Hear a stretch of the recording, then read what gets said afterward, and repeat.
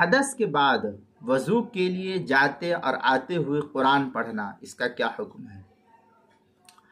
چنانچہ اگر کسی شخص کا نماز کے دوران اتفاقاً وضو ٹوٹ گیا، پھر وہ وضو کرنے کے لیے باہر مسجد سے نکل گیا، صف سے نکل گیا، تو اگر آنے اور جانے کے درمیان قرآن پاک کی تلاوت کرے گا تو اس کی نماز فاسد ہو جائے گی۔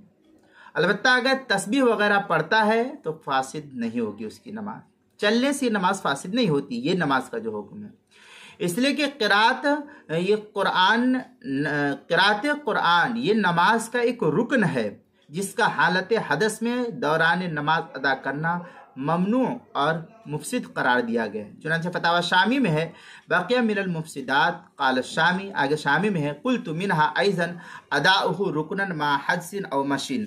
اس طریقے کی عبارت فتاوی شامی جو زکریہ بک ڈپو دیوبند کا ہندی نسخہ ہے، اس کی دوسری صفحہ 391 پر اس کو نقل کیا۔